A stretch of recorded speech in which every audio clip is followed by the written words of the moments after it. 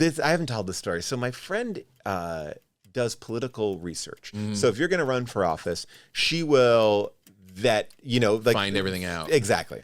And so I was like, you know what? I'm going to start with her and just say, how could I go about finding this person? And she's like, give me a name and give me like 4 hours. 4 hours. And then I got this incredibly detailed report down to like a Google image of a house, Whoa. And I was like, holy shit. And, and she's like, if you want me to go deep, well, any deeper, we'd be inside the house. Like, I got it. I got enough. How funny they go inside the house and there's a picture of you. I'm like, It's breaking bread. We'd like to thank the good people at Wild Grain for sponsoring today's program. Wild Grain is the first ever bake from frozen subscription box for sourdough breads, pastas, and artisanal pastries. For a limited time, you get $30 off your first box, plus free croissants in every box when you go to wildgrain.com/papa, P-A-P-A, to start your subscription. That's free croissants in every box and $30 off your first box when you start your subscription. Go to wildgrain.com/papa. That's wildgrain.com/papa, or just use the promo code PAPA at checkout. Thank you for being here, Paul. I am really nice. thrilled to be here. I was thinking about you the other day. You were. Because didn't we eat at that steak restaurant that was a railroad car? Yes. And it just burnt down. I was talking to Flanny, and I was like, it was you, me, and Tom. We ate there. It burnt down. It closed after COVID, and then it burnt down last week. No. Yeah. So a lot of people was like, this was legendary. Yeah, a lot of people. I think it's called the rail car or something like that. And a lot of people are like, oh, that rail car is like. But it's also been closed for like 2 years. Like the people who were like, I go there all the time. Yeah, like there was a lot of which is a really funny way to like mourn something. You could tell like it's like, oh, that's my spot. It's like, but it has been closed. Yeah. It's like when people were mourning, not Twinkies, when they took something. Oh, the Choco Taco. Oh, yeah. Everyone was like, no, they're taking the Choco Taco. How dare you? They've sold 3 in the United States in the last 5 years. Choco Taco was my dessert of choice at, I went to a Catholic school, and they had a couple desserts that you could get. And a Choco Taco was 50 cents. And it was a go-to every day. I mean, that was the life. Get dessert at lunch. Oh my God. Dessert at lunch is something that I really feel like walking around with your Choco Taco. Yeah. Well, I want to talk more about the burning down of the rail car, because that was such a great thing. But first, a toast to you. Yes, thank you. We like to start off with a toast. Yeah. Congratulations on your book. Oh, thank you so much. Well done. Thank you. I haven't gotten through all of it because I'm a slow reader. But I'm glad you got through some of it. But a great. Those are not easy things to write. There's a lot of it's your life. Yeah. It is your life, and you have a good sense of humor, and you have a nice pacing. And congratulations. Oh, thank you so much. I really appreciate it, especially from you, because I feel like it's an interesting thing to balance your life. Yeah, and I think that you also have to keep part of your life private, but unlike you're sharing, it's a weird line of like what's trauma dumping, what's fun sharing, what's storytelling. It's a real it's a real puzzle to kind of figure out. Yeah, it is very interesting. Like, because you take a deep dive, you do all this, and then you probably sit back and think like, in the next one I write, I could talk about this one. Like, right. You kind of feel like you're unearthing everything. But it's amazing how much is there in a human life. Well, yeah, because I also think, it's like I read Barbara Streisand's book, the 1,000-page Barbara Streisand book, 40-hour audiobook. And what made you jump into that? I'm not a big Streisand fan. I'm not a Streisand fan. Yeah. But it felt like, I don't know, she's been around. Like there's something about like, it's like this. It's like you look and you're like, you've been through something. You've been through like cultural shifts multiple times. Yeah. And you're still interesting and you're working. Yeah, yeah. And I don't know what brought me to it. And it was fascinating. And that feels like the story of a life. Like it is down to the minute details. 1,000 pages. Yeah, and I do like the effect that like you can't follow that up. You got one shot and Right. that's it. You know, And there's not much living to do after. no, yeah. So it's like how do you find the thing where it's like, oh, this is just an area that I'm kind of talking about. That's, you know, it's like it's not unearthing everything, you know. Right, Which I think is, you know, interesting. But and you also have like 50 more years to live. well, that's it. So you got to write another. I feel like people don't want to necessarily hear, like, if we're talking, we'll tell funny, like, for lack of a better term, like showbiz stories. Like, Right. But I feel like most people can't relate to that. It'd be like, oh, I was on set. Like, unless it's really big, right? Unless it's like, and Bruce Willis had me in a chokehold and he threw me down the stairs. You know, it's like, so I also feel like that's what I love about your comedy, though, too. It's like, keep it fun and really like these are the things that we live in, you know. It's like, you know, people are like, well, I want to, you know, in the beginning, people are like, I hope there's some stories about the League in there, and I'm like, well, I don't know how many I had a great time shooting the League. That was a show. Like, we were hanging out in the director's chair. Somebody made a joke about this, and then I said this, and then there. You know, it's Is it book worthy? Yeah, it's just hangout. It's a hangout story. Yeah, I don't know if it's really book worthy. Yeah, and the stuff that is worthy of telling a story, you can't print because then people will get hurt. Right. Yeah, everyone's canceled. Yeah. We were shooting this a while ago. Yeah. So we went, the last time we hung out, we've seen each other since, but the last and only time that we've really hung out was when we went with Flanny from Largo to the Clippers game. Yes, against the Warriors. Yeah. And first, back to what you were saying about the rail car thing that burnt down. That was such a great restaurant. Like, that was such a cool, it was, for those who don't know, this clean, crisp white tablecloth, elegant, like the old guy waiters. Yeah, it's like that classic Hollywood. It feels like you're gonna go in there and you're gonna be. The waiter is like a career waiter. They've been there. They've put in decades, exactly. And you know you're getting a big thing of bread. It's like there's a you know, everything on there is pretty much steak. You know, it's like, you know, and hard alcohol. Yeah, a lot of hard alcohol, a lot of living, a lot of things has gone on there. But I love those old spots. Oh, the best. Musso and Frank's. Yes, there's a place I took my wife for an anniversary. In retrospect, probably not the best place to take my wife because those places aren't. My wife doesn't eat meat, and also it's like it's romantic in a way. Like the Red Booth, it's like you're sitting there and it's like, hey, do you want one of our special appetizers? Like, of course. And it was just everything that they had fried, and it was like, you know, and it's like, and I want to bring my wife there and enjoy it, but it speaks of a different night out. I think that that kind of road car, the Musso and Frank's, you have to be in a different mindset. Yeah, and by different mindset, you mean with guys. Yes, guys are away, or we're going for this event. It's not like it's part of it is like it's like going to Disneyland. Like, we're gonna go and that's what we're doing. Like, you know, it's not like we're going out for dinner. Like dinner is dinner, but this is like we're playing a part of the show. Is the steak that good? Maybe not. I know exactly what you're saying. We went to Dantana's over the weekend for my wife's birthday, and that was good. It was the old school thing, but it's Italian, so there's a lot of like stuff that she can eat and stuff, because my wife doesn't eat meat either. Yeah. And I'm always pining for Musso and Frank's. It's like, oh, just that classic old, they bring a martini and they leave extra on ice, and it's just so great. My wife's like, I don't really have anything to eat there. Yeah, I'm like, I know, but it's either I go with you or who. Well, that's the thing. I'm not hanging out with that many people. Like, I was just texting with my friend. I love hanging out with my wife, but it's like, but there's options that I will not go. Then I will not you just don't go because you can't say to your wife on Saturday, I'm going out with Tom to Musso and Frank. She'd be like, we're gonna have a good time. Yeah.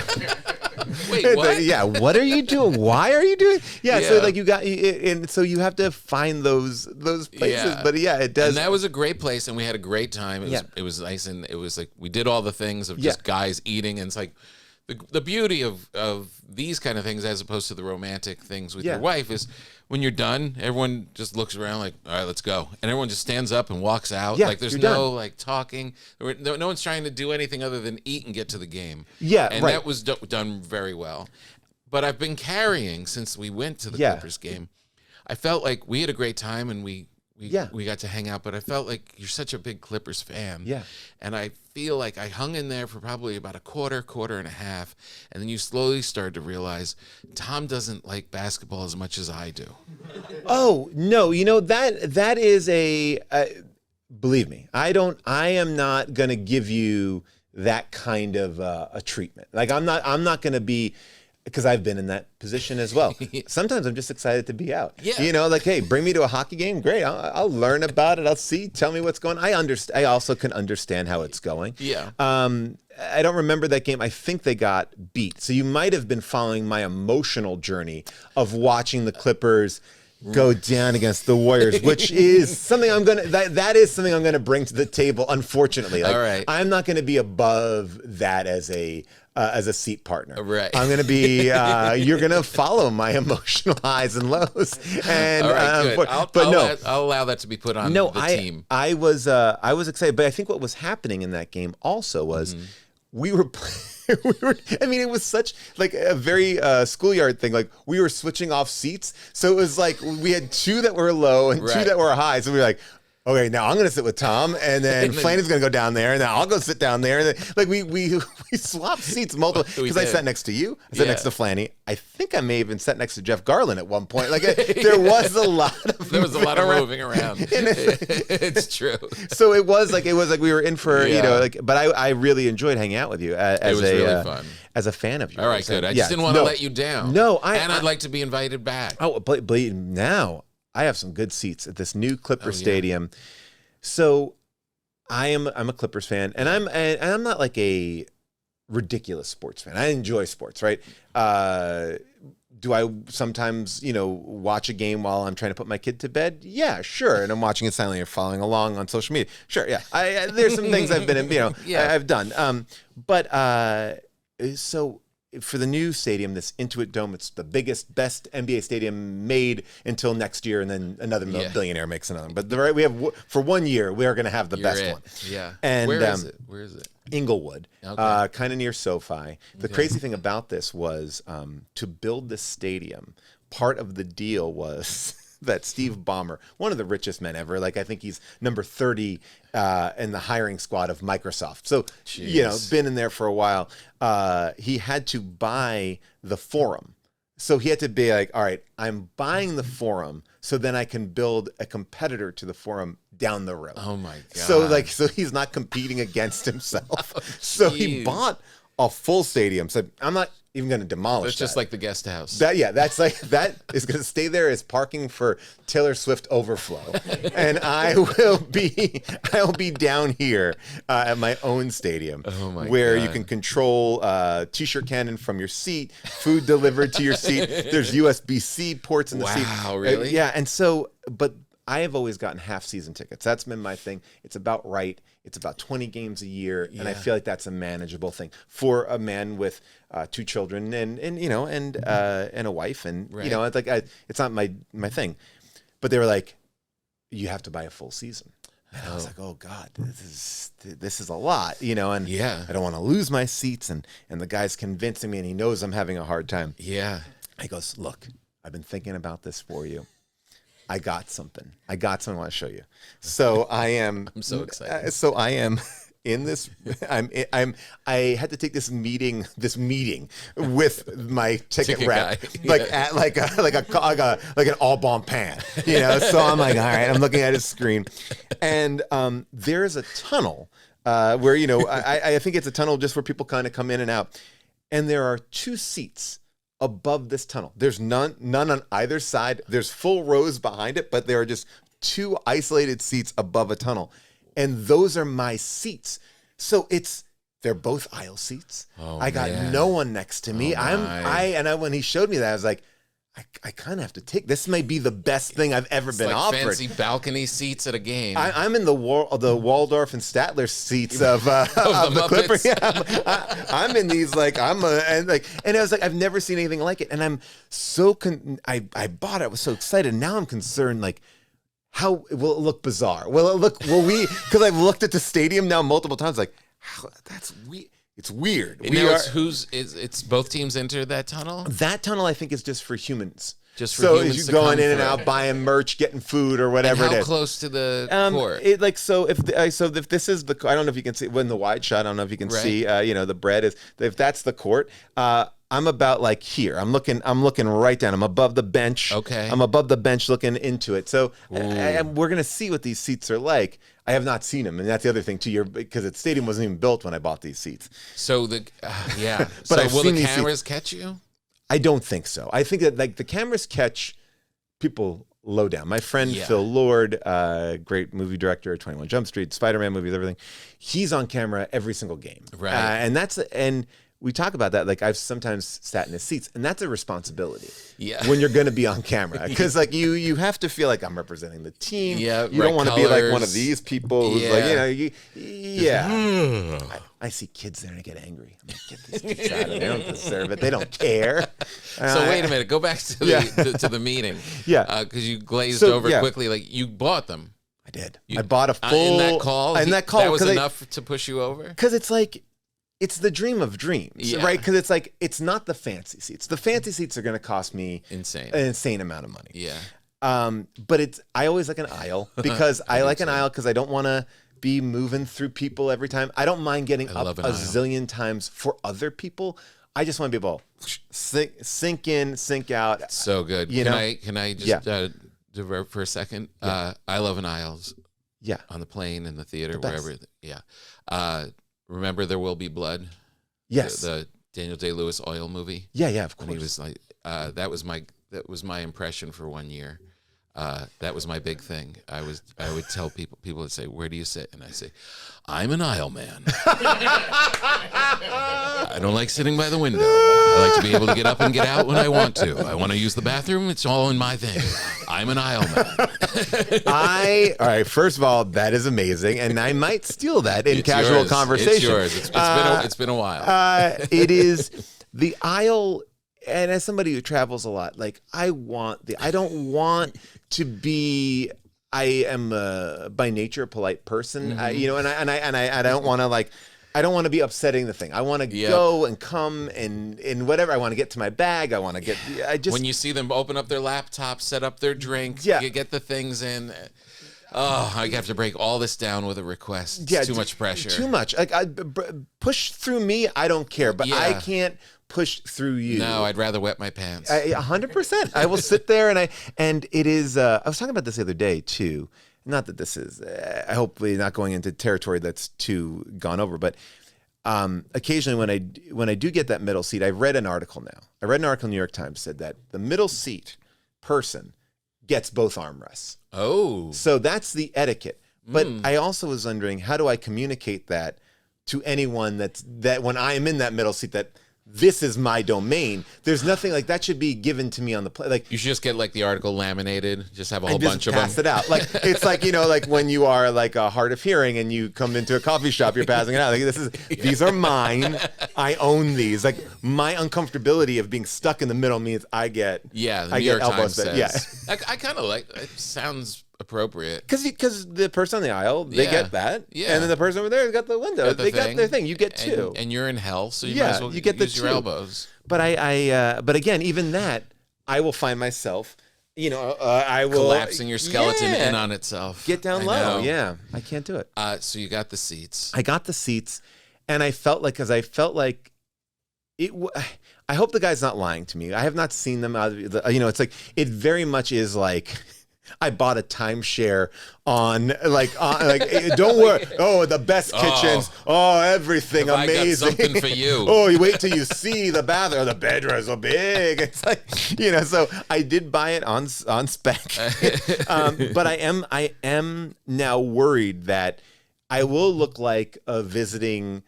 King or queen or dictator, because it is going to be separated from I am in the Lincoln box, and I looked on the other side. There's no two seats. Every other end, I zoomed in, and so I am. This is exciting. I'm a design flaw. I got the design flaw seats. And somehow they're like, oh, we couldn't put another two seats over here. We can't figure it out, And so I am nervous about what to expect, but I feel like people are like, hey, how do you get those seats? But then I also thought, because I know I'm not going to be able to go to all these games. How many games now? I think probably probably 40. 40, because that will start like in October and go all the way through June. You know, so it's like, I thought, well, that will be the best resale option because I'm gonna have to sell a bunch of these tickets, and everyone will want to sit in the King's box. I feel like, you know, so that I hope. I don't know. I don't. You got to set up a photo shoot with you sitting in a top Regal, hat. yes. Yeah, I grew up in Long Island, and my dad went to St. John's University. And for a long time it was the St. John's Redmen. Yeah. Which is problematic, and they had a big Indian, and an Indian would run around and do all this stuff, and Native American, I should say, and someone stole that head, the mascot head, and they got another one, and then when they got another one, and everyone's like, oh, thank God our mascot's back. People are like, hey, that's not cool. Like, you know, and they're like, well, you got to change it. And for a limited period of time, they were stuck. They didn't know what to do because they were the St. John's Redmen, right? So that is, right? So like, all right, what do we do? What do we do? And instead of just changing the name, they decided to make the St. John's Red Man, which was a man in a red tuxedo, white shirt, and a red top hat and cane. And I remember that I have a St. John's pin that it's just a top hat, a cane, and white gloves, like this. And it was the most colossal fail of all time. I've Googled everywhere. I cannot find the picture of this, and I know it. I have the pin, but I think I would like to dress like. There's a Clipper Daryl who dresses in Clippers clothes. I'm going to dress as the Clipper. Maybe I'll dress like as a captain, have a sea cap on, you know, like a jaunty, that kind of a guy. A little Captain Crunch going on. That's amazing. Now, you grew up in Long Island. Mm-hmm. Now, why did you take in the book? Yeah. You broke it down as Old Testament and New Testament. Yeah.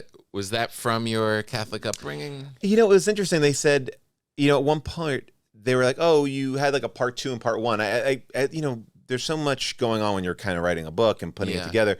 And I said part 1, part 2. And they're like, do you want to label it?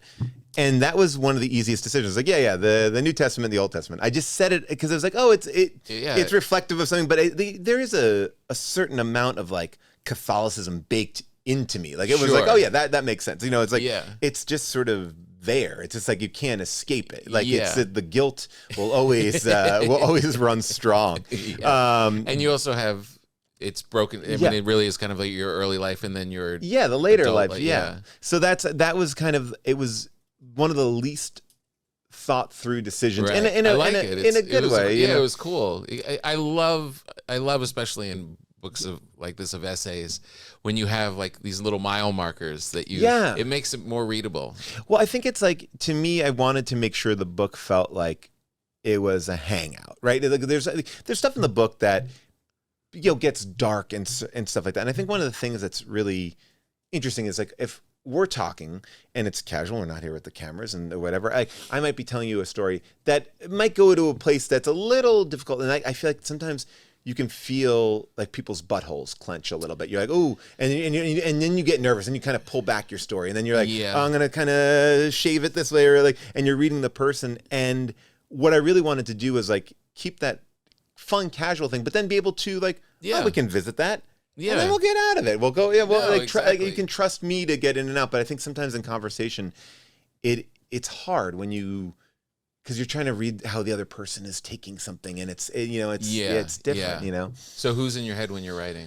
I think Is your stepdad still alive? He is. I did a little investigation. So my mom married this man who, truck driver, kind of surly looking dude, looked like he like wanted to get into a fight all the time. Now your parents had split when you were little. Yeah, my parents got divorced when I was 3. Right. They pretended to live together. Well, they pretended to be married until I was 5. They created a ruse, like a giant Truman show for me. That was nice of them. Yeah, it was very nice of them. But my mom remarried this guy, and I was writing this book and talking about like my time with him. But I was like, you know what? Maybe I will hire like a person to see what he's up to, like that, because like, you know, he's out of the picture. He's been out of the picture since probably 5th or 6th grade. Like, so he's been gone. He was only there for a blip. He was there for some formative years. Yeah. Or maybe, actually a little bit later, probably like probably 8th grade. Okay. Right. So, those are big years. Those are big years. Yeah. Yeah. And so I just wanted to be like, what's Where up is with this he? guy? Yeah. Like, because I didn't know. Interesting. And that was, so before I started writing, that was one of the first steps. Wait, so what did you do? You sent Well, Google, or you got professionals? I got a professional person, and my friend. So this, I haven't told this story. So my friend does political research. So if you're going to run for office, she will find everything out. Exactly. And so I was like, I'm going to start with her and just say, how could I go about finding this person? She's like, give me a name and give me like 4 hours. 4 hours. And then I got this incredibly detailed report down to like a Google image of a house, Whoa. And I was like, holy shit. And she didn't, she's like, if you want me to go deeper, I will. I was like, well, any deeper, we'd be inside the house. Like, I got it. I got enough. How funny they go inside the house and there's a picture of you. I'm like, but I think it's like whenever you are writing something about, that like this guy is he's a tricky guy. But there was something about it where I was like, I just wanted to, it gives me like, not even power, but just, all right, I know this is, I know where this person is. Nice to know. 100%. It doesn't protect me in any way, but at least. Stop saying 100%. Oh, I'm really on 100% thing. I didn't even know. I think I do it. Oh, I know. Everyone does it. It's a cancer out there. And I've got it, but I'm breaking out of it. I will not do it either. No, but just that little story, just the story of you playing Monopoly with him. Yeah, he was he was a guy who could go from being very gregarious to being incredibly violent. And we were playing this game of Monopoly, and he lands on my property, and I'm like, okay, well, it's gonna be 375. And he's you're like, 5. Oh, yeah, I'm like, I'm a young 6, kid. I'm just 7, playing. whatever. Yeah, I'm just playing a game. He's like, you want to charge me for that? And I'm like, yeah, I want to charge you. It's 375. He's like, think about what you're doing. And it was like, I thought, okay, again, I'm a kid. I'm not reading social cues, right? I'm just like, you owe me money. This is a fun game time. Like, Yeah. And he's like, think about what you're doing. And something has changed, but I don't know what. You think it's part of is this how adults work when they have real estate? Oh, I mean, I used to play Monopoly with a friend of mine whose dad was in the Mafia. And playing him, I would go into debt. I'm like, I'm giving him money. He's giving me loans. I'm like doing favors. When I would play with him, I was like, how did I lose all my money? I don't know. There's a bag man coming over here now. Like, but when he says this, this is like one of the first times he just reaches out across the table and starts to choke me. And again, as a kid, you're just like, what? I don't even know what's going on. And I'm like, oh no, I don't want to charge you. I don't want to charge you. And he lets me go, and then just rolls the dice and then keeps on playing. And I think that was the thing that was so interesting about my childhood. It was like, you talk about like, abuse and this and I think one of the hard things I had reconciling about that time was like, abuse seems so overwhelming when you see it in movies and things. It's like, it's like big and and this was like, it was mixed in with like Taco Tuesday. It's like, Right. I got choked. We played Monopoly. We went to get ice cream, and then he locked me outside. It's like, you're just kind of like on this roller coaster, and you're a kid, and you don't know what's weird or wrong until someone says it. Like now I'm an adult. I understand what's weird and wrong. But as a kid, you just kind of accept whatever is given. Yeah. And you're just trying to navigate through and make the best of it. Yeah. So you if that happened if I choked you as playing Monopoly, the game would be over. Right. But as a kid, you're like, let's keep going. Well, okay. Oh, I guess I upset him. Did he land on your property again? I mean, I didn't charge him again, and I lost that game. But that way, it was I didn't even write about this in the book, but one of the things we would do all the time was play baseball on our front lawn, and 2-person baseball, the most exciting baseball you can get. Yeah. I'll pitch, you run. There's a ghost runner here, a ghost runner here. You're keeping you hit, score. I'll go get it out of the bushes. Yeah. And what he would do when we would play baseball was just it's me underhand pitching a softball. He would whack the shit out of this ball, and it would go flying so far away. We lived on a street. When I showed a picture of it to a friend, they were like, "Oh, you live in a trailer park?" And I was like, "No." And then I went back there, and I was like, "Oh, I understand the comparison now. It was not a trailer park, but we lived across the street from a state park, which I guess." Sounds. It wasn't as exciting as all that, you know. It was basically a giant fence that blocked us off, and then it was just woods, just a place to get ticks. Long Island woods. Yeah, Long Island woods. And so you just whack the shit out of that ball and then send it over there. So every game that we would play would just last hours because I'd never get a chance to bat because he just home run. And I'm like, then I go take 15 minutes, find the ball, come back. He's gone. Yeah, it was like, I'd have to call him from that. All right, I'll hit it.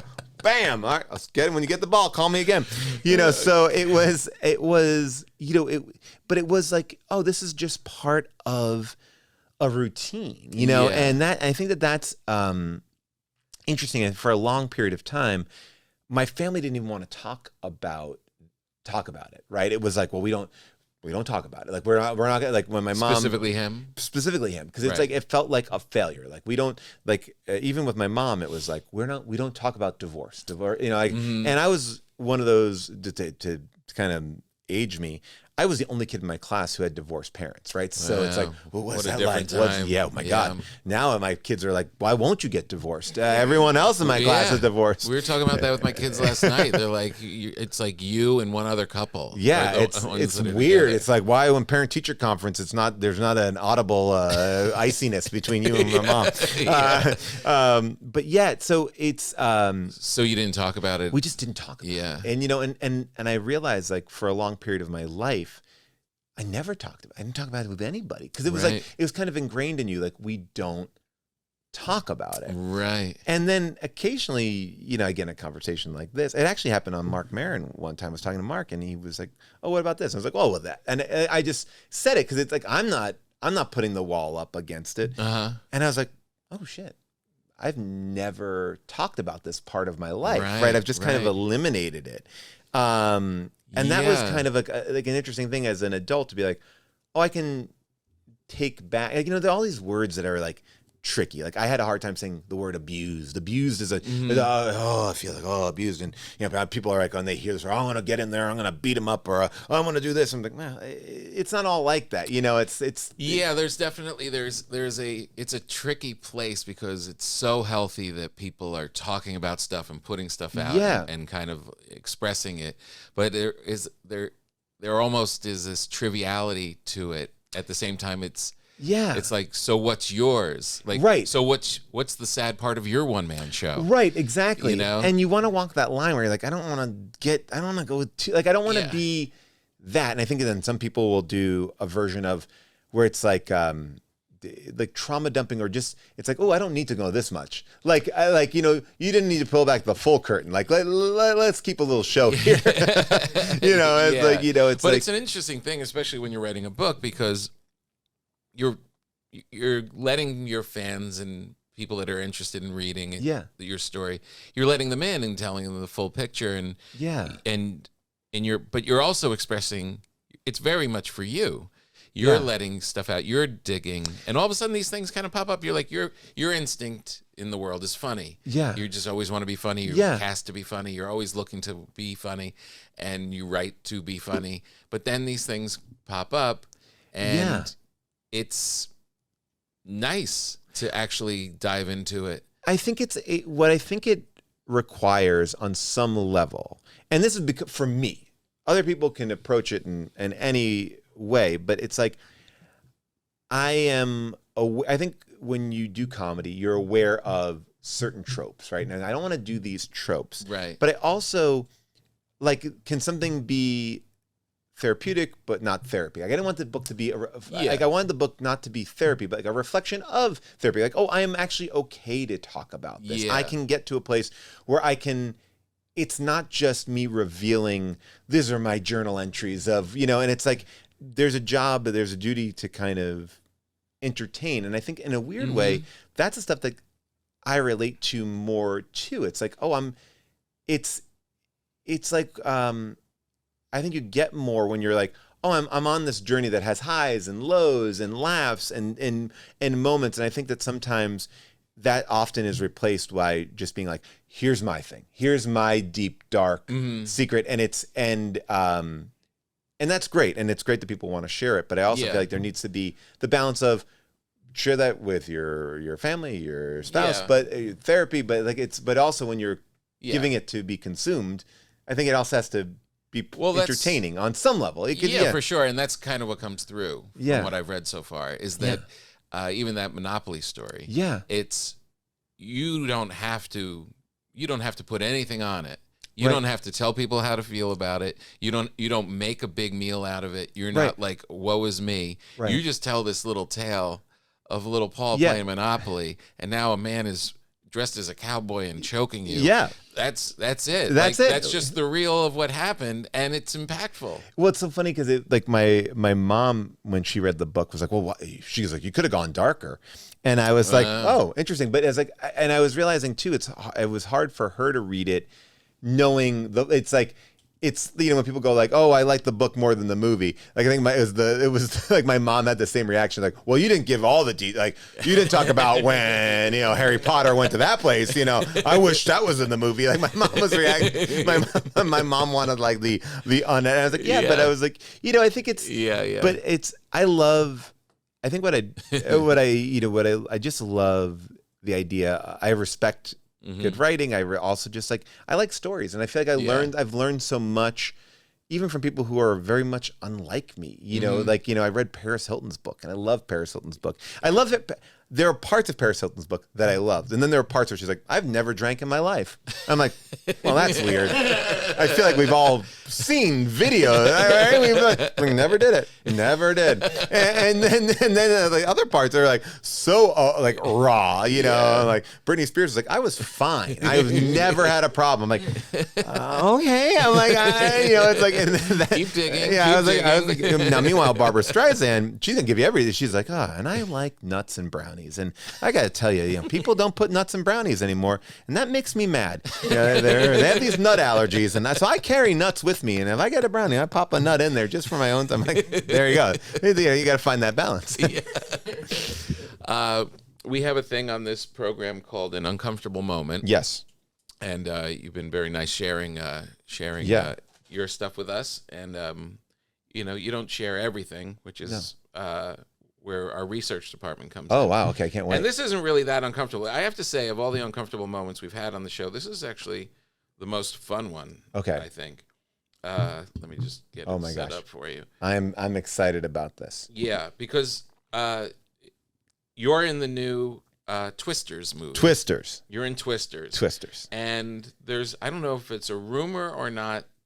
Oh, I think I know where you're going. Okay. That you were one of the only people that was in the original Twister. Yes. And then you're now in Twisters. So this is, okay. Yes, okay. And we looked into it. Yes. And because people. Yeah, sure. It's very unclear, which we'd love to get your answer. But we did find this original poster, and if you could explain what happened to it. All right. This is the way it should have been. The original poster was this. I think Steven Spielberg nixed it. Spielberg directly. Yeah, because I think what he was, he's like, you know what? Helen Hunt and Paxton, they're the star of the show. We want to keep Paul in the background a little bit, and so that's why. To be fair, it is in the background. I mean, I am. I mean, it's, you know, look, it's one of the. I do love this. This is I'm so glad to talk about this thing because I was directing a Super Bowl commercial in Oklahoma. Ooh. All right, and I was on an airplane on a Monday night that was landing in Oklahoma around midnight. So an interesting flight, and first class was full. You know, you direct a commercial. And you still went? I mean, that's it. You know, and when you fly, you know, I was expecting first class to Oklahoma on a Monday night. I didn't expect it to be full. And then next to that, everyone in first class has these laptops out, and I look on their laptops, and everyone's on Final Draft. I'm like, what's going on? Final Draft's like, you know, a script writing thing. I was like, what's going on? So I said to my DP, I'm like, did you see everyone had Final Drafts? He's like, yeah, I don't know what's happening. And everyone's in show business. Yeah, I'm like, this is odd. We're going to Oklahoma on a Monday at midnight. Like, all right, what scripting is happening, you know? Yeah. And the next day I get a phone call, and they're like, hey, are you in Oklahoma? And I go, yeah. It's like, well, the director and producer of Twisters saw you on the airplane. They want to write you a part in the new Twisters movie. No. And I go, yeah, sign me up, 100%. Sign me up. I don't even know what the part. I'm like, I'm in. What do you need? And I go and I say to my friend that I'm there with, I'm like, who works in Oklahoma, I'm like, yeah, they want me to be in this Twisters thing. She's like, oh yeah, that's like a new Netflix show. I'm like, all right, cool, I'll be in Twisters, in a Netflix show. And about dancing. Yeah, I was like, great, I'll be sure. And long story short, this director, who is a great director, directed the movie called Minari, is directing not a Netflix show, but this giant blockbuster sequel, reboot, whatever you want to call it, of Twisters. And you know, here I am. I'm getting the script. I'm meeting with the director. I'm gonna go meet with Glenn Powell. I have like I am in the final scene of the movie. I'm in it for about 25 seconds, and it was. I hear it's great though. My daughter over there saw it, and she said, it's honestly, of anything that I've ever done, I have done a lot of different things. Stuff. This has been, I've never been in a movie that's made $80 million in opening weekend, and man, does it show, because I've gotten phone calls. I got like 200 texts and emails. Like, holy shit. I was like, people are like showing like screen grabs in the theater. I'm getting like a little bit of applause break. I'm like, what's going on? I was like, I should just pop in. I should just pop in as like, hey, and yeah, it validated an entire career. I'm like, all right. Like, I was walking down the street and people, like, the weekend it came out, like, the dude from Twisters. I'm like, how do you even put that together? Like, sure, like, I'll take it. I'm not embarrassed by it. It sounds like it was pretty impactful, though. I mean, very impactful. I think what's interesting is, like, the movie is over, and then I kind of just walk into frame at the last second. So great. But so I do the red carpet, and no one knows who anybody is. Like, these people are on the red carpet. They're just like, hey, what is it like?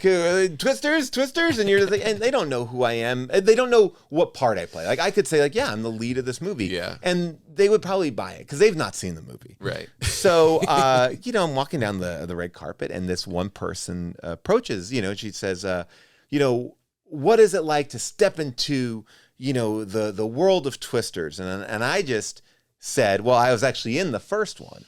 My mom was pregnant, and she was in one of the background scenes, and the director was like, we need to find that woman, and it found my mom, and my mom said he's become an actor, and they put me in the movie, and that's it. So I'm the only legacy character that's in both films, and I just said it very offhandedly, and the person's like, yeah, of course, right? I'm like, yeah, you know, it's like, yeah, so it's cool. I'm this thing, and then it kind of they're looking over your shoulder. Who's coming next? It took off, and it was it's so dumb because Twisters came out like in the 90s, where I was in high school, and so there's one hand of people going like, holy shit, that's so cool that he found this pregnant woman, and then there's another side of people going, he's a liar, he's an absolute liar, he's older than that, and I'm like, what? Like, do you really think that I was trying to pull off this like, elaborate lie? You were really doing it. Yeah. So somebody put I this love up these. over the thing. Like, I mean, this is I want to. That is it. So this wasn't an actual scene, is what you're trying to say. Well, what I'm saying is, if you get the Blu-ray, you can see me. It's the cow goes up and I go up. But you have the high resolution. You have to find Blu-ray. You got to get Blu-ray. You got to get like one of those 8K TVs, not even a 4K, like an 8K. You really see it right in there. Well, this is amazing. Congratulations. Oh well, thank you so much. What a cool thing. It was the most just walking fun on a plane. And here's the thing about that plane ride. I was disgusting on that plane ride. Like, I was not feeling too good. And you know, like, sometimes I'm like, I'm not traveling with anybody. No one's going to see me on this plane ride.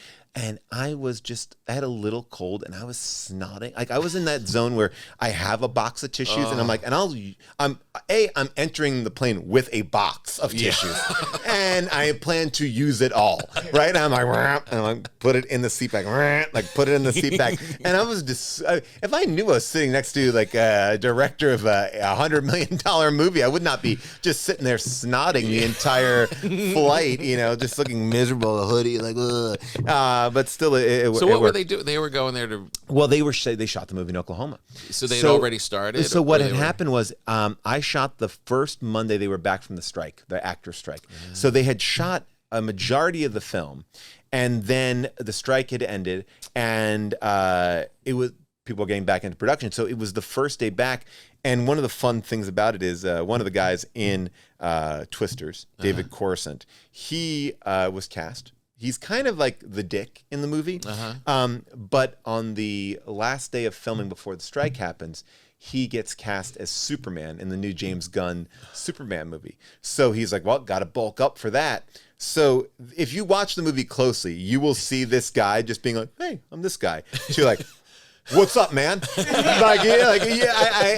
I've seen the movie twice now, and all I do is watch his biceps, and you see there's a discernible difference between that 3-month hiatus where the actors were on strike. He's like, so there you can see which scenes were in the beginning and which scenes were in the end. It's amazing. Yeah. So, but yeah, I got the set, and it was they had written this little last moment of the scene, and what was so cool about being in Oklahoma was they had the entire buy-in of Oklahoma City, and even when I was there shooting my commercial, we got to do so much stuff. They were like, I was like, is there any way we could change like the lights on that building? And they're like, yeah, of course. I was like, okay, wow. I was like, I said it as a joke. I was like, yeah, maybe we'll just change those lights. And they're like, yeah, we'll do it. We'll talk to the bank. I was like, jeez. Amazing.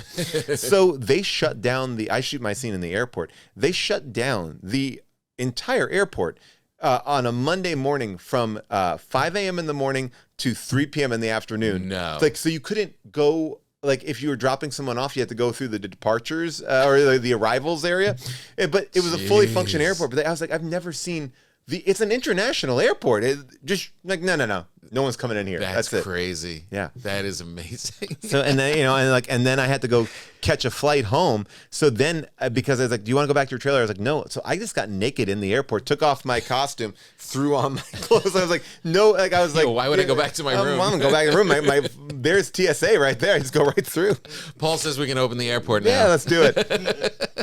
That's so great. It was really like, I mean, and again, it's just, I get it now. I get, like, if you were the star of one of these things, it is wow. It's insane. What is like the biggest thing that you have done? Like in that, have you ever had like one of those things where you're like, oh, you got in a like this is like, you have a natural talent. You tour around. You have giant crowds. You've been on TV. You've had your own shows. But has there ever been something that you kind of like stumbled into and everyone's like, you're that guy? There's just the ease. I mean, not to that level, but like being in Soderbergh films. Right. Like they always come out and they're always cool. Yeah. And all like the cool people get it. And everyone goes out to, and like Candelabro was like on HBO at the time. And it's just, I just love, it seems like so much easier. Oh, like, yeah. To get applause and to do all the stuff you're saying of going and performing is such a big lift, and you got to write it and do it. It's all on your shoulders. And then this thing guy comes out, and you're just sitting at home on the couch, and people are like, "Wow, you were great." You're like, "Oh, why didn't I try and be a movie star?" Well, it's this kind of crazy thing because it's also like, and it also like, you get the sense of people like validate you, like, oh. You are cool. Like, how'd you get in that? Yeah. How do you know? How'd you do that? And then it's like, what did I miss? Like, people feel like they've missed out on something, and it's like, and I found that people were like, some people were angry. Like, how did you do that? What happened? Why were you there? That's so like, funny. I just like, as if I have not made a majority of my living as an actor. It's like, right, exactly. How the fuck you get in there, man? Like, I just because I've been doing it for 30 years. IMDb, you jackass. But it is like this funny, like, no, you don't belong. Like, get your chocolate out of my peanut butter, like, But then people are like, I like his chocolate and peanut butter. No, it's always like a bizarre. It's a bizarre thing. Like it's too. People get angry. Like I talked to my friend Jack McBrayer, a lovely guy, and Jack McBrayer has a very zealot quality to him. He's been on 30 Rock. He's one of the funniest people, but he's also like at Joe Jonas's wedding. So like you'll see like a picture in People magazine, and Jack will be like, Jack said to me, he's like, yeah, people always are like, what the hell are you? Like they're angry. It's like as if I can't have friends. Right. Like, it's like you don't belong there. You love bread and you love pastas. You like pastries. You like all those things. Sometimes you even make those things or bake those things, but some days you just don't have time. Like you're a comedian and you're coming off the road and your family's hungry and you want to give them stuff, but you've been away, so you haven't had time to bake any bread. What do? You go into the freezer and you pull out a loaf of bread from wildgrain.com. That's right, because you started a subscription service with Wild Grain, and they send you a box filled with beautiful pastas and pastries and breads, all different kinds of breads, sourdough breads, cranberry breads, beautiful Italian breads, little rolls, cookies, all this great stuff.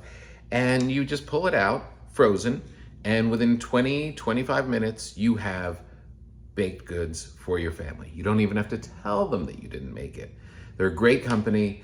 I have been talking about them for quite some time because, you know, from this podcast, I love bread. And I've often thought, how do I get this bread to my friends? And Wild Grain figured it out. Every item bakes frozen in 25 minutes or less. Wild Grain box is fully customizable, so you can choose a combination of breads and pastas and pastries. And they just launched a new plant-based box featuring a wide selection of plant-based pastries, breads, and hand-cut pastas. Delicious, perfect. They're really a good company. The quality is really, really great. I really, truly recommend that you try it.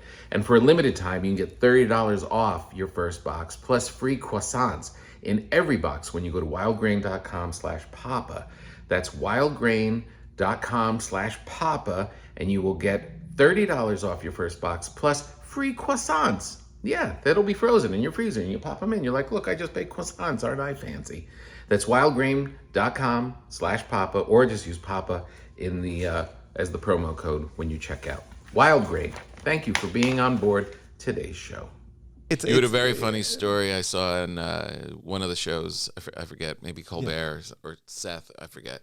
And because when you do a book, the opposite of being in show businesses and having people throw sushi at you is you are going to events where possibly 10 people will be there. Oh, yeah. And the bookshop is ecstatic. Oh, yeah. That you're there and 10 people are there. They can't believe it, how great it is. Yeah. But you did a thing because the book world is very different. Very different and very puzzling. Yeah. And I was like, how do I get my book in the airport? Oh, yeah. I'm in the airport all the time. I want my books to be in the airport. Of course. And then you find out how you get your book in the airport is to pay to get your book in the airport. And they will put it on display. But you went even to a further thing. You said, let me do a book event in an airport. Well, okay. So I understand that, like, books are tricky, right? They're like, it's not like the way that we grew up, like where people are just hanging out in a bookstore, right? But you think, like, I'm writing a book, it's going to be everywhere. And then, like, it was so funny. The day that my book came out, I'm in New York City. I'm like, it's here. It's the day. I go to, like, Barnes & Noble on 14th Street, the one I went to every time. Where is it? You know, and then, like, I talked to my publisher, like, oh, sometimes they don't open the boxes on the same day. I'm like, okay, yeah. Cool. And they're like, it's in the back. It's definitely in the back. Cool, and then I talked to the manager. Manager's like, yeah, we didn't open the books in the back yet. I'm like, okay, great. Hey, I'll be back tomorrow. I'll be back. I literally came back the next day. But before this all started, I said, I had this idea, you know, where people are buying books is in the airport. Mm-hmm. Can I go to the airport? And they're like, oh, no, you can't do that. I'm like, well, why? And they're like, well, I mean, what would you do? I'm like, well, I'll just go to the airport and do a book signing. And they're like, no. and they've been so supportive, but they were like, no. So one day I Google Hudson News and I hit contact us and I go, hey, I'm Paul Scheer. I wrote a book. It's coming out in May. I would love to do a book signing at LAX or JFK. Because my original idea was I wanted to go to every airport I was going to fly across the country and go to as many airports as I could. And I figured, let me just start in JFK. And they wrote me back same day and they're like, really? I'm like, yeah. And they're like, let's go. So I get to JFK on a Friday morning at like 6 a.m. They have a little table and I set my books up and I'm there. And, you know, people are looking at me like, oh, is that the guy from The League? Oh, he's sunk so low. What? Is he working in the airport bookshop? Or, you know, or they think I'm handing out like religious paraphernalia. Like, they're like, what is he doing? And then, you know, but then slowly and surely people were coming over. But what's hard about, and I think you probably have experienced this as well, like if I say, oh, you got to read this book, The Wager. It's an amazing story about this crew that gets lost at sea, right? And people come up to me and they're like, what is it about? And I'm like, oh, me. And then I'm like, I don't know how to sell it's an exciting. I want to be. It starts with me playing Monopoly. Yeah, I'm like, I don't know how to like sell. There's a book about this, and so I'm having a hard time selling it, and but I have like my little flyers, and I'm setting up there, and I'm selling books. But I sold 60 books in 3 hours. That's a lot. And they were like, holy shit. And then I went to LAX and they put me in the international terminal and people are coming in and I'm meeting people. And then there's this weird thing because people either have a lot of time to kill in the airport or no time in the airport. Yeah. And I'm going to experience both of those. Some people just coming up to be like, hey, what's up? Oh, I love this. I love that. Can I get a picture? Sure. Get a picture. See ya. And I'm like, oh, wait, you want to get one of these too? Good, we're here. Let's get it. No, I can't. And people are like, I can't carry the book. I can't. I'm traveling. I can't carry a book. And I'm like, okay. And then in LAX, they put a little candy bowl in front of me. And like, so people would come over and go, oh, Ghirardelli chocolate. What's your book about? What's your book? And I'm like, like they're coming over more for the chocolate. But yeah, I met the director of that documentary, Steve. That documentary in 2 parts. Like he was at the airport. Like one person's like, hey, I euthanized your dog. I was like, oh, lovely to meet you. Great to see you. You never knew you were gonna meet, but it was fun. Like it's fun. Like to me, I want to. Writing the book, I talked to one person early on. They're like, well, I wrote the book. My job's done. And I'm like, no, with books, it's like it's never done. I think there was a relief. Like, I got on the New York Times bestseller list, which was huge. And then immediately fell off in the next week. But at least forever I can be. I tagged it. But you're right. You start to learn there's all these things. It's like people are paying. Like you go to Barnes & Noble, there are books at the register. Like it's almost like, and you're like, oh, how do I get that? And it's like, it's not because someone's like, oh, I really love this Bill Maher book. It's like, oh no, this is they made a deal and put the book by the thing. Yeah. And it's and so I was like, the only way I'm gonna get this book out is if I just try to do whatever I can do. So it was like, I'll go to airports. I flew on my own dime up to Santa Cruz to do it at this thing. Cause it's like, because it's the best. It's the best. And I've loved it. The only thing that's tricky has been, the book talks about, trauma, abuse. It's also, it's a lot of different things. People come to it for different reasons. Yeah. And you'll be going through a line of people and people want different things from you. Right. And I've had some people coming up and as they start to tell me what they got out of the book or what they start to share their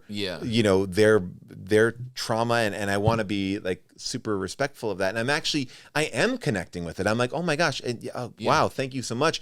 But then there's this moment where it's like, well, there's a line and the next person goes. So this person, I've had multiple times where people are like crying. I'm like, oh, thank you so much.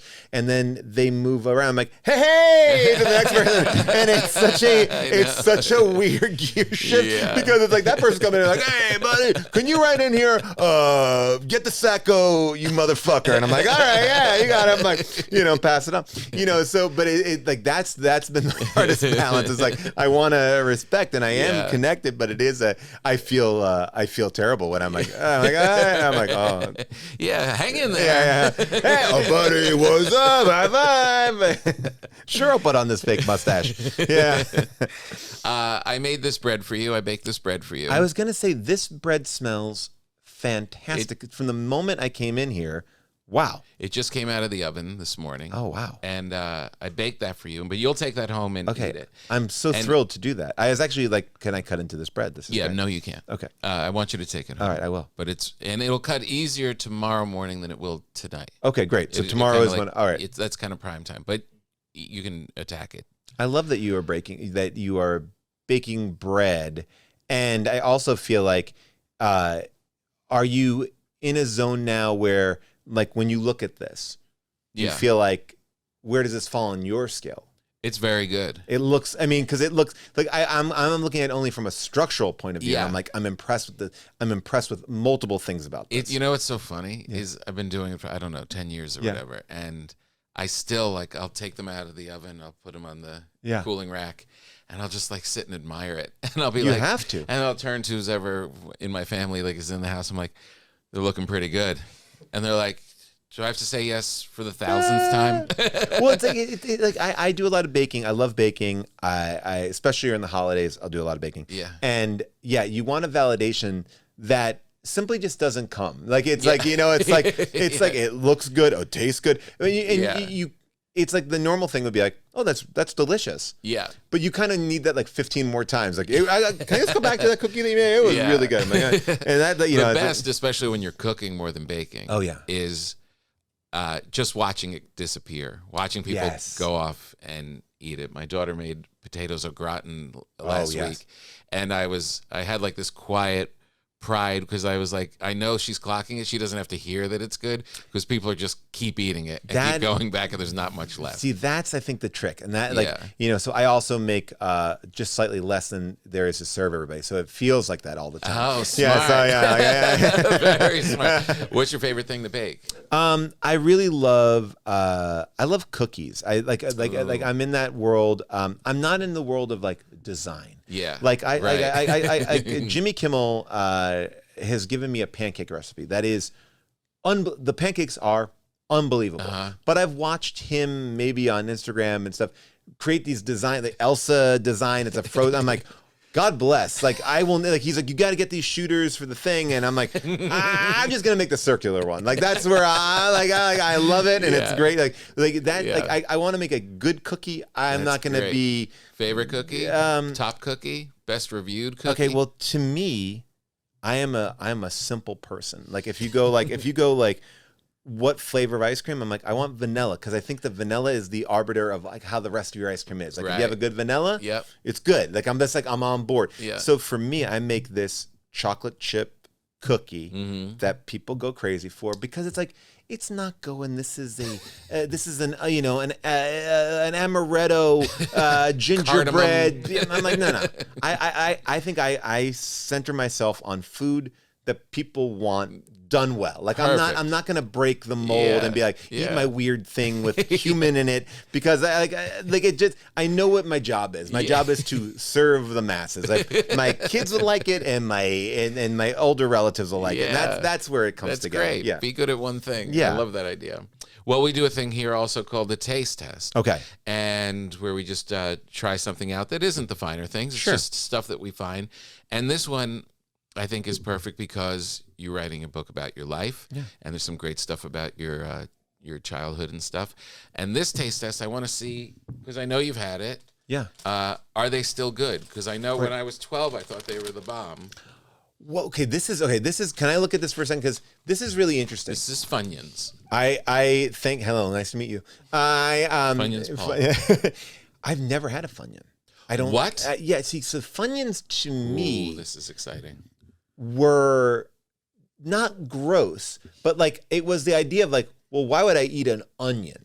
Right? Like that's when I look at this, I go, I'm eating onions? Like Doritos, yes, cheese. Like and so as a child, this daunted me. Interesting. Like I was like, I don't get it. I don't get what's happening. So funny because when I was 12 on my bike, I don't know why that never occurred to me. I guess because they put fun in it. Well, yeah, and I was like, are they trying to convince me to eat onions? And who's behind this? Yeah, who's behind? It's like that's for my parents. Like my mom loves it. It actually speaks to her personality more than anything else.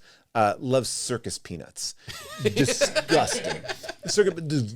Gross. Is like what is it? It's not even. It's like the texture of a hard marshmallow without the fun flavor of a marshmallow. You know. So and it felt like, oh, this is like adults go to parties and eat this. This is like a crudité.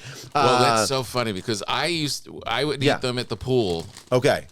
Regularly, like it became my thing. Dr. Pepper, and I love a Dr. Pepper. If I had any, and Funyuns. Now, do you see these sold on the street? Like I see like Funyuns, like the way that like you see fruit on the street sold. Like I feel like I see bags of things that look like Funyuns, and I'm wondering does Funyuns have like a more of a black market appeal? Like they're in a like a big bag, and I'm like, are those Funyuns? I don't know. Maybe they're the most easily producible chip. Well, this will be fun because this is going to be a test of nostalgia to see because I haven't had them in forever. Okay, got it. And this will be a first time for you. I love it. So let's see how it goes. Now I will tell you, I just saw on the back that a serving size, 13 of them. That is 13 one pieces. 13 pieces for one of these. All right. I'm gonna take 2. Okay. All right. I will get a. You're nervous. I'm ready for it. Now, my palate has grown. So I'm okay with an onion. That's actually quite good, and It's really but good. it tastes like an onion. I mean, it does. I mean, it is onion, right? I mean, it like. Well, who knows? I mean, Your eyes are probably better than mine. I'm trying to feel like. There's no real onion in here. The first ingredient is cornmeal. Well, it okay. You know what it tastes like to me? This is it. This is a blooming onion without the onion.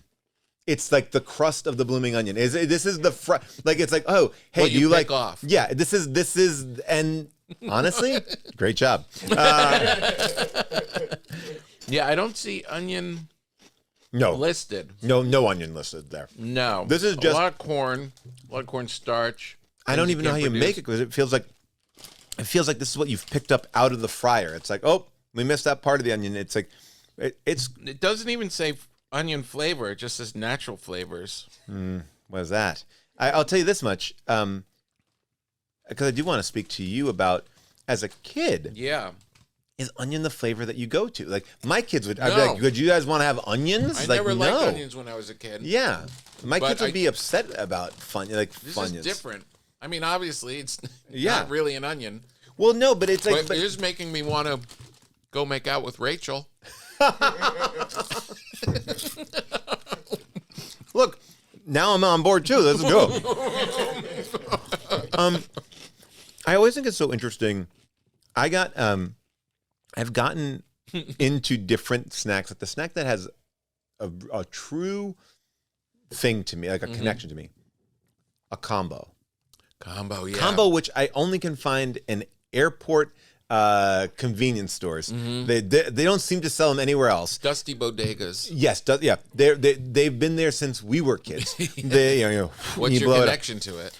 I thought as a kid that was the smartest, coolest thing of all time. It is a hollowed out pretzel with like nacho cheese or like pizza cheese in the center of it, and I was like, I am getting like cheese and I don't even know, but that to me was amazing. I love them too. It's a good snack that, and like Funyuns, look, they're still making them obviously. Yeah. Combos, I guess they're still being made, but it's interesting when snack popularity goes, because I remember combos I felt were on top of the game. They like, really how did they were. fall off? How did they? They had a couple summers where they experienced what Taylor Swift experienced this summer.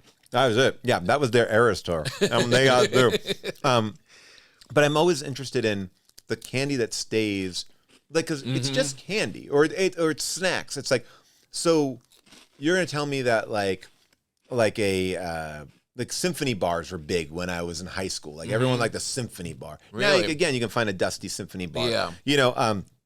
But like, at one point, I guess Mr. Good Bar was a big thing. Now you can only get them as the mini ones. It's like Yeah. where do we? And yet the Reese's never and go the away. Snickers, Never go away. no, never go away. I fell victim to Snickers advertising in the dumbest way, because they go, "Oh, Snickers, it really satisfies," and I was like, "Oh, you grab a Snickers, it's like a meal replacement." It's not. It's a candy bar, and I was like, "I ate that Snickers, and I'm still starving." It's like, yeah, because you just ate a piece of chocolate, like you didn't eat a meal. But the advertising was like, it really satisfies. I'm like, oh, that's what I have. Like whenever I was hungry, I'd be like, well, I have to get the Snickers. I mean, that's food. Yeah. Well, you can take this back home with you with the bread if you'd like.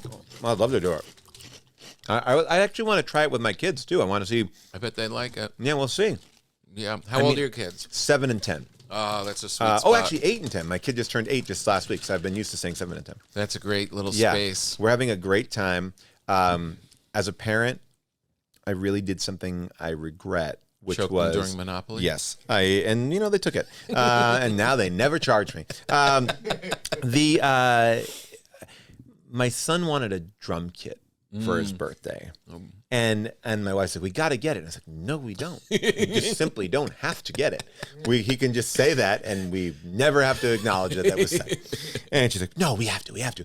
And buying him a drum kit I've never wanted to squash a dream in my life more than that. I was like, you'll never play this. Like, I haven't, like, 'cause we got him a drum kit. I have not followed up about, like, I've not asked him if he wants to get lessons. I'm like, no just let's let it sit in the corner. He likes to carry around the drumsticks. I'm like, great. If that's what we're doing, great. Because I don't want to, like, subject myself to, I'm like, but like, as a parent, it was the first time I want to support my kids and everything they want to do.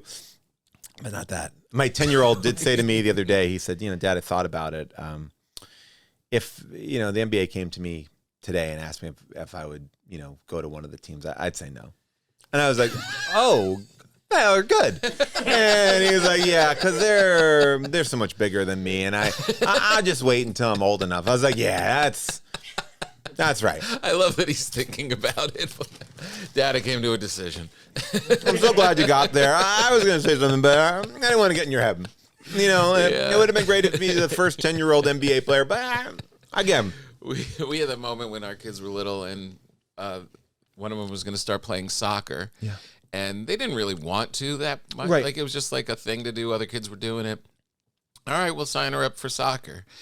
And the first day of practice, my wife came in the night before and said, do you realize that they want us to go at 6 a.m. and set up the nets? I was like, oh, really? And she was like, we don't have to do this, right? I was like, nope, no one's playing soccer. God bless the two of you, because my wife and I are in it deep in the soccer world. I mean, we're reffing, we're coaching, we're there. There's no sleep-in days anymore. My kids play so much sports. I'm always like up driving to, Laguna to go to a basketball tournament, playing a soccer thing in outside of San Diego. I don't even get the benefit of being in San Diego.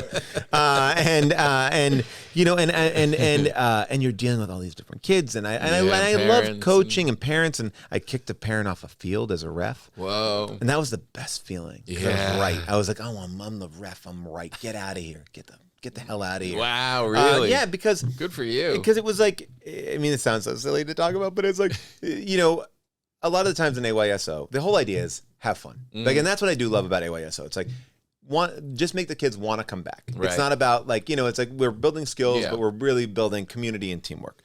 Love that idea. Yeah. Beautiful idea. So oftentimes, like if 5 kids show up for one team and the other team has like 6 or 7, they'll play 5 and then rotate in 2 more. Right. Fair. It's nice. Yeah. So we had a team that had 5 and this other team had 7, and they're like, well, we want to play the 7.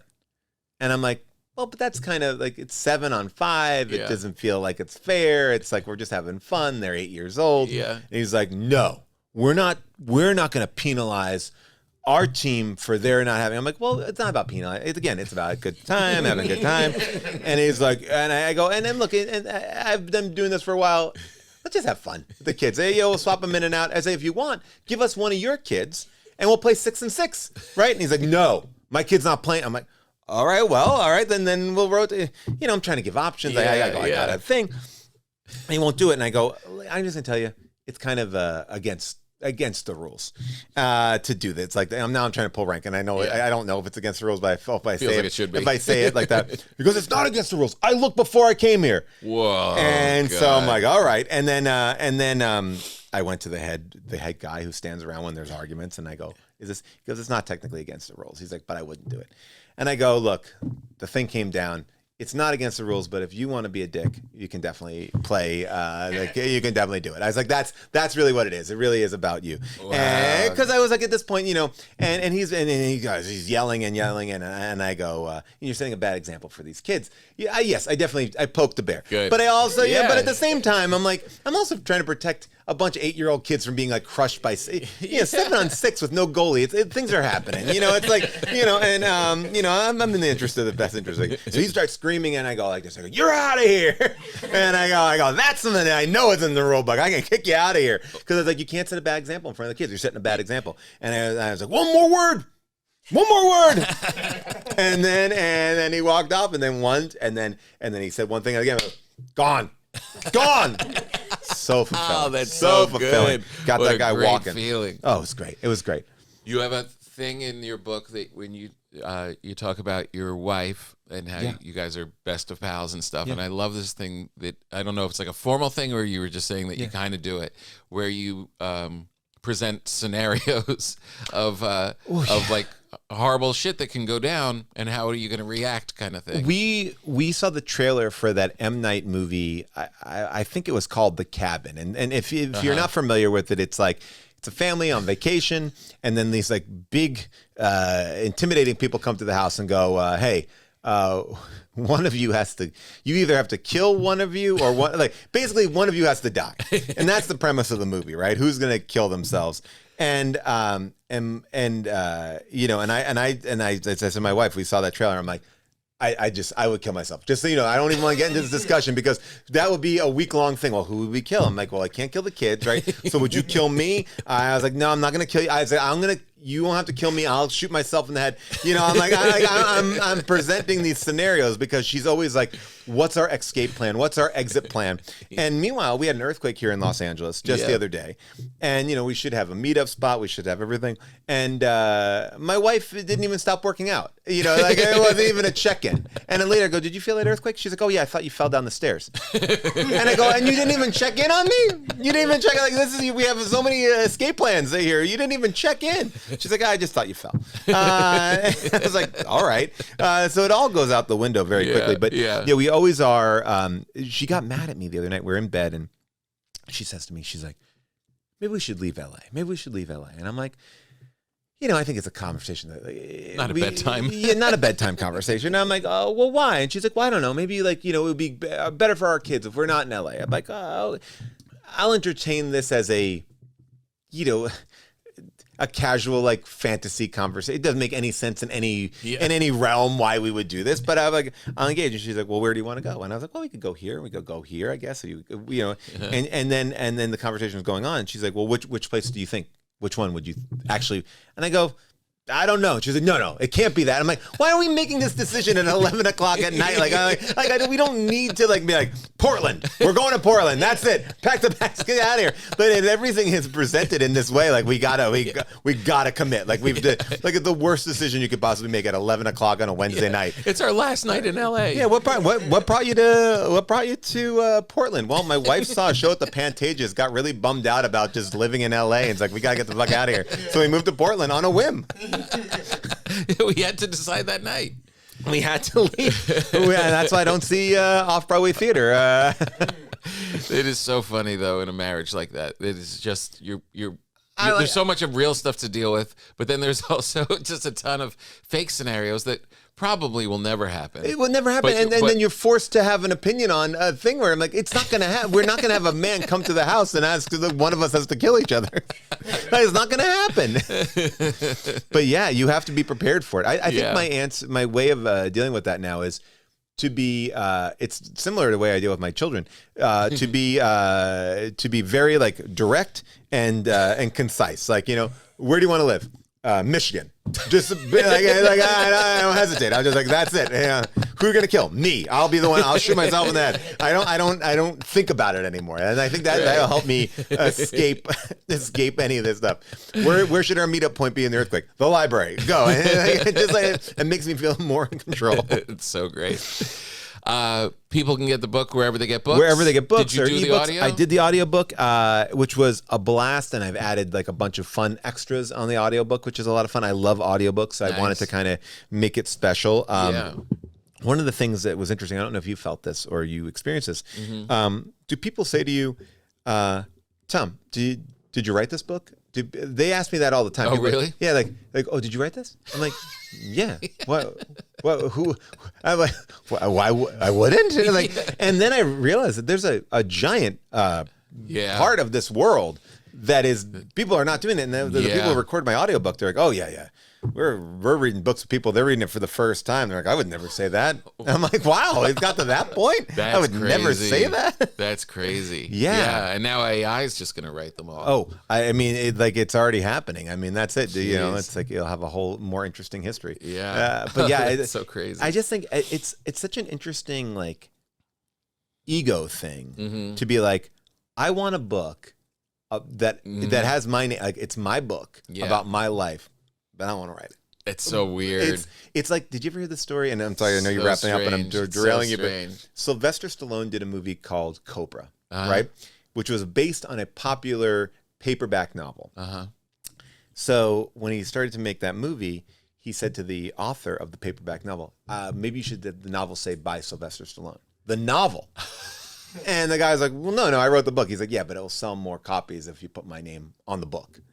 And I was like, wow, like that to me, that is what I think about all the time. Like Stallone be like, yeah, put my name on the book. I wrote the book. Like, well, no, you optioned the book. You write the movie. He's like, yeah, and I wrote the book. And like it also like existed before. It wasn't like like who you fooling. It would be like, yeah, it's my book. And it's like it's so bizarre. I wrote Huckleberry Finn. Yeah, it's mine. I adapted it. It's mine. Yeah, the fence thing was all me. Twisters. Go see it. Out on video now. Your greatest work. Last question. Are you surprised by how much the Funyuns lingers in your throat after you eat it? Oh, it's chemicals. Yeah. It's still there. Oh, yeah. I mean, and I had There's another a lot going on in the back of my throat. What's interesting about it is it's something to produce a cough. You're going to try to be coughing it up. But yet it's one of those things, and this is the specialty of things that are heavily flavored like that. You want to go back to it. It's like, will I continue to get this? Like, yeah, you will. It will still be stuck in your, like, it's like, well, like, it's like the only way through it is more of it. You know, it's like, it's too late now. Got to finish this whole bag. I spent $1 on it and I must eat the whole thing. Yeah. We had a thing of Cheez-Its, not Cheez-Its, cheese doodles on the counter. Oh, yeah. And it's like, if someone's got to get these out of here because there's nobody. I don't know anyone strong enough not to put their hand in that bag every time they come in the kitchen. I have a cupboard that is just full of potato chip bags, and that all of them have like a little thing on it. It's whatever your fancy is. But I think that's my way of avoiding downing a bag. I'm like, if I have a lot of options there, I'll take a couple. Clever. I'll take a couple and then I'll walk away and then that's it. But if I feel like there's only one option or I feel like I don't get it enough, and then I'm like, I gotta eat the whole thing. All these Doritos are mine. Congratulations. Thank you so much. So great hanging with you. I'm so excited to have been here with you and to get this bread. Well, I'm equally as excited to sit in those special balcony seats at the Clippers game. I cannot wait. I cannot wait. And then we don't have to switch seats. And I'll tell you this much: we'll enjoy the game, and I'll bring you to a game where I feel like I maybe we'll win, or maybe I will be less invested in it. You're the best. The best. Thanks. We got it, Joe.